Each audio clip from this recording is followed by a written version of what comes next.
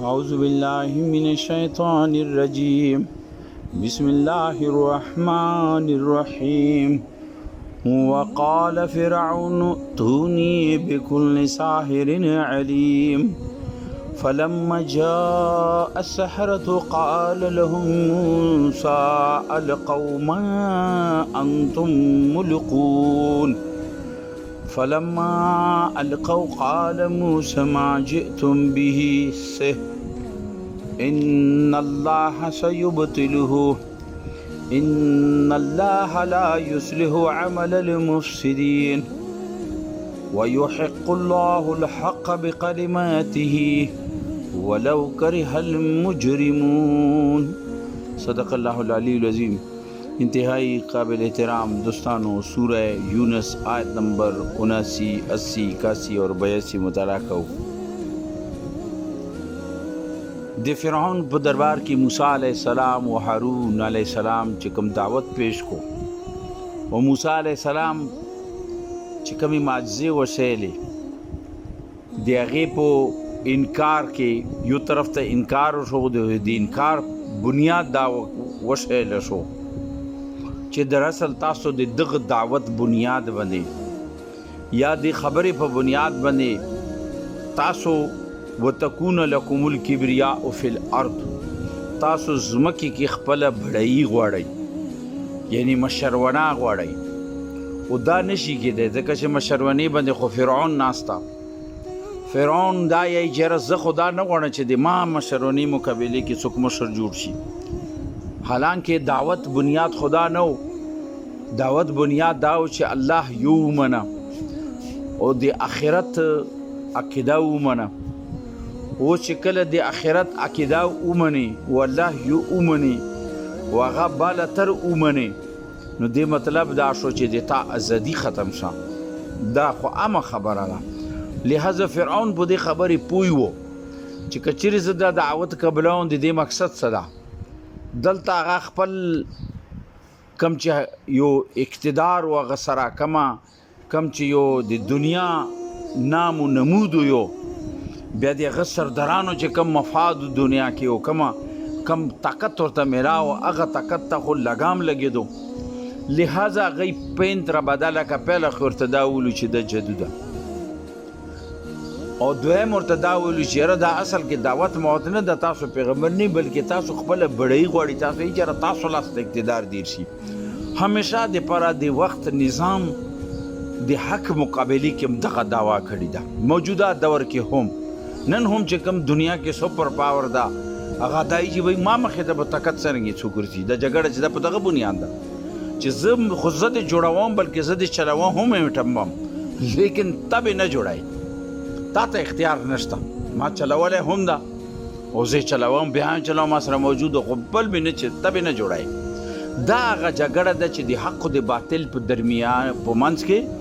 د اول نه ونې سر تر آخر پورې د قیامت پورې به دا جګړه چلوي. د فرعون دربار کې هم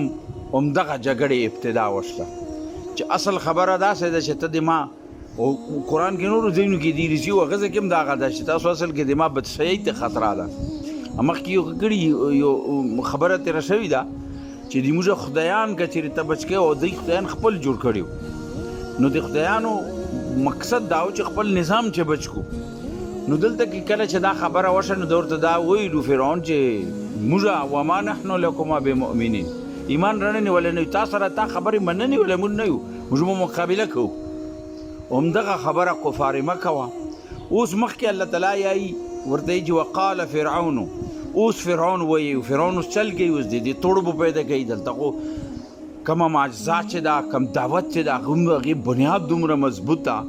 چې فرعون ته پته ده چې ما دربار کې هم خوا و شاو باندې د دې اثرات شته. اگر چې د فرعون خوف نه چا اظهار نه کولو، خو مګر اثرات خو او بل پوه شو چې که چېرې دغه نمونې باندې زه دا خبره پرېږدم، د دې تردید به کوم، د دې ثبوت به پیش کوم، کنې دا به پیلاو شي په ملک کې. لہذا فرعون ویلو وقال فرعون ویلو ائتوني، حاضر کوي ما مخې ته بكل ساحر علیم، داسې جادوګر چې هغه ماهر وي، خپل علم کې مضبوط وي، ماهر وي. او دې باندې مخکې به هم رسي موږ ورستو دا کړي چې باقاعده او ځان یو داسې د الله حکمت ته او چې الله د فرعون د لاسه د موسی علیه السلام کوم دعوت چې دا هغه د فرعون په اواز باندې یا د فرعون په هغه باندې پیلو کوي او الله تعالی دې کې دا خبره هم شي چې زه چې کوم دعوت کوم هغه چا لاسه هم د هغه وسایل خپل وسایل استعمال کې ګر چې هغه سوچ کوي چې زه مخالفت کوم زه دا غورځوم خو در اصل مخالفت نه کوي بلکې هغه دعوت نورم پیلو کوي ایتونی حاضر کوي اوس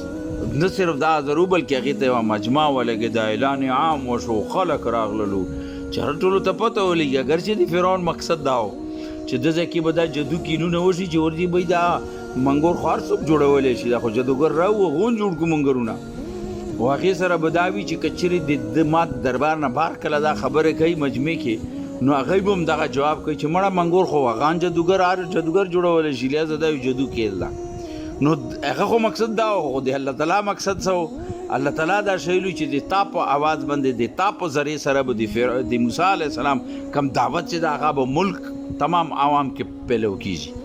او د هغې دپاره اوس دا میدان جوړ شو فرعون ورته چې ایتونی بکل ساحر علیم ماهر جادوګران چې دي یعنې چې خپل علم کې پخه وي هغه اثر کوي فلما جاء السحره لہذا بادشاہی وقت او بادشاہی وقت چې کوم آرډر وکړي هغې دپاره خو د حکومت تمامه مشینري حرکت کې رسي او هغه کار کوي دغې وجې نه موږ که غور وکړو که نه د اسلام دعوت هم او تمام پیغمبرانو کم دعوت چې کله چې رغړی دی ټکره بادشاہی وقت سره شوي ده او بادشاہی وقت ته دی دعوت رسوي او بادشاہی وقت مخالفت کوي او کم ځای کې اثرات وي اثرات پیلو کېږي بیا د هغې څټ ته هم یو طاقت وي لکه څرنګې نبی صلی الله علیه وسلم باندې چې حضرت حمزه رضی الله تعالی عنه او حضرت عمر رضی الله تعالی عنه کله ایمان راړو نو هغې رځې نه بعد اسلام رو مضبوطېدو همدغه بنیاد باندې نبی صلی الله علیه وسلم دا دعا هم غوښتې وه چې یا ابوجهل عمرو بن عاص یا د ابو جهل او حضرت عمر رضی الله تعالی دو دوړو کې یو ته الله تعالی ته سوال کړو چې ته ورته ایمان توفیق ورکړي الله تعالی حضرت عمر رضی الله تعالی قبول کو لہذا دغه څرته دا چې دا سرداران دي کچری دو ایمان قبول کو نو دو څرته خلک دا فالو کوي دغه وجنه موسی علی السلام د فرعون دربار ته حاضرو او دغه سردارانو ذکر کوي چې هغه سردارانو ته دعوت وړو چې که دغه کې وشي نو د ملک نظام چې د دغه دعوت تابع شي نو بس غالب وشي او دغه د غلبې د اسلام مقصد ده که ته فردن کوي خو چې د ملک نظام اقتدار چې دا د غیر اسلام په لاس کې وي یا هغې کې قوانین داسې وي نو ته اسلام نشي پیلو کېدلی اسلام غلبېدی نشي لہذا دغه کې فلما جاء السحره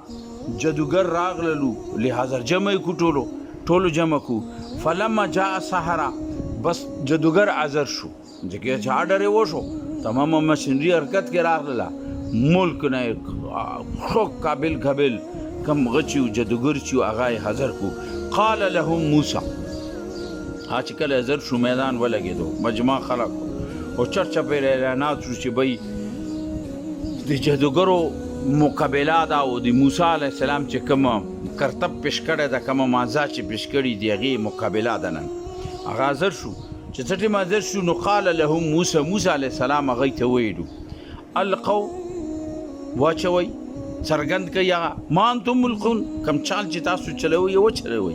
یعنی کم څه چې تاسو غورځوني دي هغوی ځان سره رسۍ راوړي چې موږ به دونه منګرونه جوړو نو ته یې جوړ کړي ته نه چال وچلوئ فلما القوا بس هغې څه وکړو چې هغوی دلته کې هغه ډېر تفصیل ځای په ځای رسي خو دلته نور تفصیل ذکر نه شته بس مختصر ده فلما القوا هغې څه وکړو چې هغوی هغه چال وچلولو خپلې رسۍ وغورځولې او هغې نه باقاعده منګرونه جوړ شو قال موسی ما جئتم به موسی علیه السلام ورته ویلو چې ما جئتم به د تاسو چې کوم شی راوړی ده د کوم شی پیش کوئ سحر السحر داس جادو ده اما چې څه شی پیش کړی جادو نه ده د تاسو چې پیش کوئ دا جادو ده دې ته جادو یې اگر چې تاسو خلو چې جادو ده مګرانه ده تاسو چې پیش کوئ دا جادو ده. ان الله سيبطله، اوس یقینا دې کې شک نشته چې الله به اوس ډېر زر دی تاسو کومه خبره چې ده کنه د کوم چال چې ده دا به الله باطل څرګند کړي، یعنی دا چال به الله واړی تاسو ته ډېر زر به واړی چې تاسو ته پته ولګي چې دا چل و. او هغه بیا ستره یوه کیسه ده چې بیا هغې کې وشو. مخکې الله تعالی موسی علیه السلام ورته یایي چې ان الله لا یصلح عمل المفسدین، چې الله د مفسدانو چې فساد پیلو کوي د هغو د عمل اصلاح نه کوي. مقصد دا ده لکه هغوی هر یو کار هغه مغاسې نه هغه الټه کېږي. مقصد یې دا و چې تاسو خو رغلي یئ چې د ما هغه حقه معجزه چې دی حقه خبره تاسو باطل ثابتوئ، خو د تاسو باطل به اوس ټولو مخې ته څرګند کړي الله تعالی، ځکه چې الله تعالی باطل یا مفسدونو خلکو ولا خبره چې ده هغه حق مشابه نه ګرځوي. یعنې هغه دا نشي کېدی چې هغه یو باطل کار کوي او بیا هغه خلکو ته دا ظاهره شي چې دا خو صحیح ده. دا هغه چل و چې دی چلولو. دې کې یو بل شي یو خبره د هغه دا ده چې الله یې چې ان الله لا یصلح عمل المفسدین، د مفسدینو فساد چې څوک کوي د هغو هغه چې ده هغه یعنی د هغو معاملات ټیکېدای نه شي. یعنی دې کې دا خبره هم واضحه ده چې حق چې دغه همیشه حق وي او غلط چې ده هغه څومره د حق جمع ورواچه څومره مزال وکړي کېدای شي یو ټیم رسې ټوله دنیا وایي چې دا خو ټیک روان ده دا خو ټیک ده، مګر غلط چې ده هغه آخرکار ثابتېږي چې دا غلط ده. یعنی دا یو انسان که غلط کار کوي او خلکو په مخ کې هغه خپل ځان څرګندوي چې زه خو ډېر صحیح کارونه کوم، نو یو ټیم رسې خو هغه باندې کېدای شي پرده راشي او د هغې پردې وجوهات به دا وي چې د معاشره به د هغه ملګرتیا کوي. لہذا الله تعالی معاشرې ته هم هغه شی چې بس ټیک چې تاسو ته چې دا غلط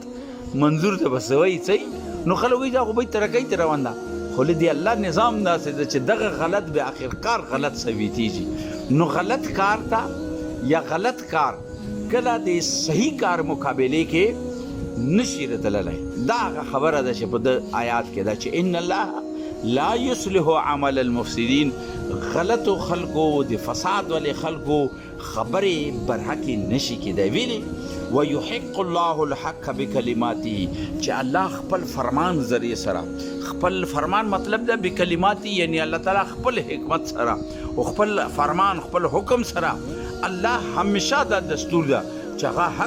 حق ثابتوي، حق په حق سره ثابتوي. نو دا هغه مقابله وه چې دلته کې وشي الله تعالی بیا هغه ثابته کړه چې دی چې